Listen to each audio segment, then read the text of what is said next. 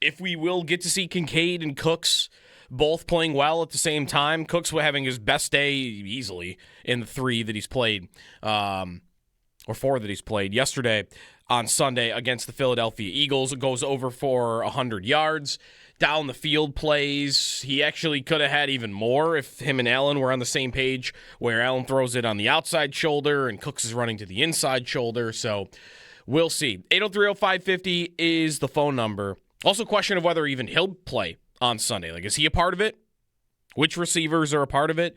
Because the idea that anybody is worth a rest, I mean, he's the veteran. He's the oldest one, and also he just had the biggest game that they've had from a receiver in weeks. I mean, where does that rank? How many receivers have gone over 100 yards this year for them? Coleman did in week 1, and Kincaid has done it twice, and Shakir did it once. Shakir did it in week 12 against Houston. He got to 110. But you go look at their leading receiver by game, and Cook's at 101. The previous 4 games, 34, 65, 93, 33.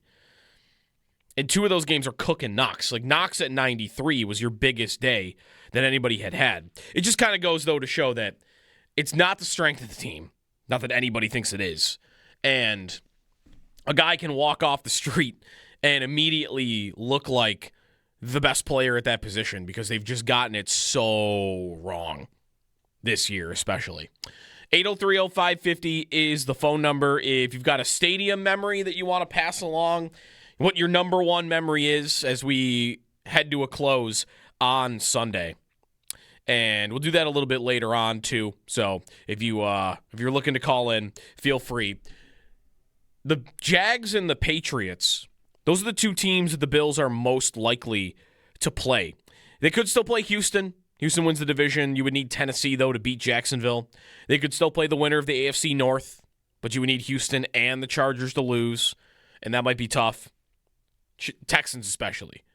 That one is maybe not the most impossible because the Colts could beat the Texans.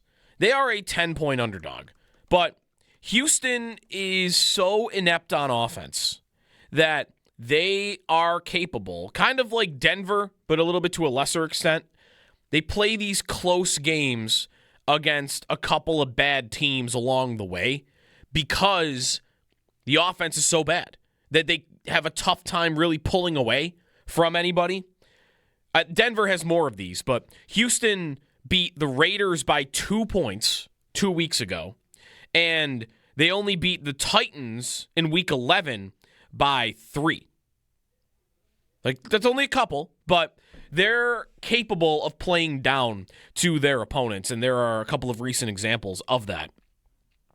So Indy, who I still feel like is a good roster, but they're starting Riley Leonard at quarterback, that one's not impossible for me. That one could happen. And if it does, Chargers are playing a backup quarterback, the Bills are playing the Jets, like you could really be staring back at the 5 seed. But not super likely. Like, the most likely is Jacksonville or New England.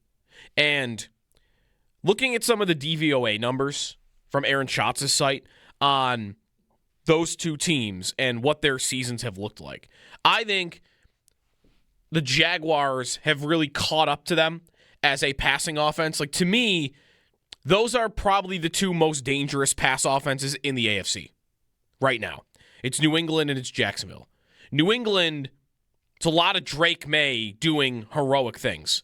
Jacksonville, it feels like an overall well-oiled machine that Lawrence is really working right now. But he's got more infrastructure around him than I think Drake May does.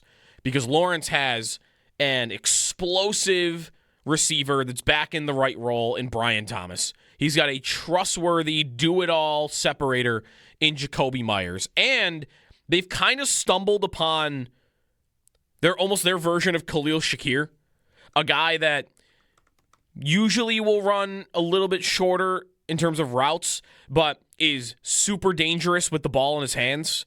And that's Parker Washington, who's also their punt returner. And he has 260 yards in his last 2 weeks. Big yak plays. So he's filling a role. and ETN on the backfield, but the coach is the one that's really kind of pulling it all together. Liam Cohen is showing that he is a really good play caller and offensive head coach in the NFL. So Jags feel a little more complete, but those are the two best. And I'm not going to tell you one's that much better than the other. I would probably say just because they're hotter right now, the Jags are the scarier pass offense.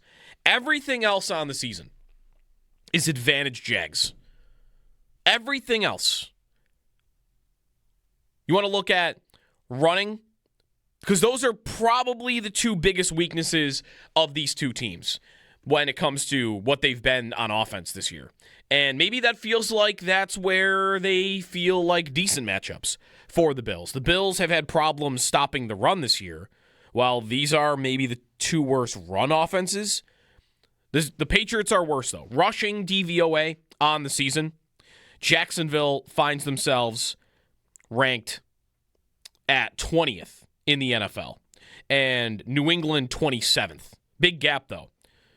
You know, like New England is 27th, but their number is almost twice as bad. Actually, it's more than twice as bad as where the Jags are.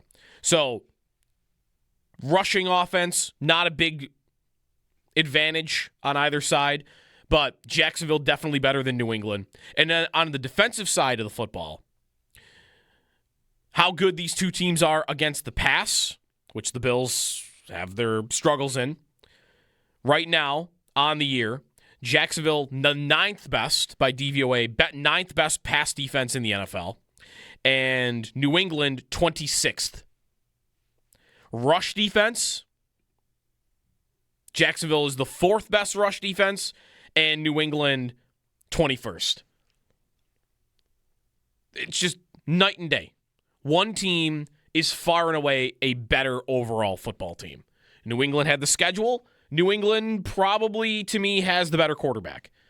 I've seen enough of Trevor Lawrence to know that he's not a perfect quarterback. He misses some throws he should make. He does make some special ones. But I think he's being helped out a lot by his coach and his receiving core.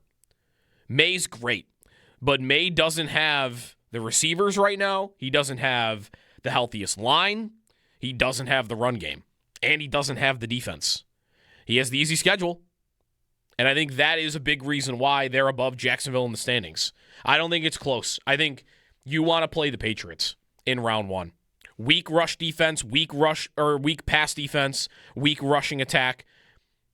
And you have a Bills defense that I would say right now, the thing they do best is limit other teams' quarterbacks as a defense. And they just did it to New England. Now, New England got up 21-0 on them, and they had some big plays. But those plays were on the ground, and one of them was a play that should have never happened. It was just somebody lost a contain. Like, the play worked overall, but Henderson bouncing it back outside, Epenesa's too far in, Hairston, same thing. Like, that's a mistake you would hope to not have happen again. It's almost a broken play. May had his worst game of the year. So I've got a secondary and a coach in Sean McDermott and a pass scheme right now that I think is designed to limit a team like New England. Whereas I think Jacksonville has more ways to beat the Bills than the Patriots do. So for me, it's not close. The other part of that is it might make you want them to lose on Sunday. I'm not going to say I'm rooting against them. I said this yesterday, too, that I'm not going to actively root against the Bills on Sunday. It's the last game of the stadium. They're wearing red helmets. You want it to be a cool day for everybody. And we'll start going through some of your memories here on the phone lines. But for me, I'm not going to be upset if, the game that didn't really matter, the Jets win it, and the game didn't matter in the standings, and the Jets win it, and now I'm going to New England rather than Jacksonville. Like, to me, that is a good result. That's a good result. 803-0550 is the phone number. Rob and Mike, stay on hold. We'll get to you when we come back. Start rolling through some of your phone calls. Sal at 7 as well. I mean, his stadium memories go back into the 80s, right? Jerry Butler and more. So Sal coming up at 7, Joe Marino at 8. Your phone calls next on WGR.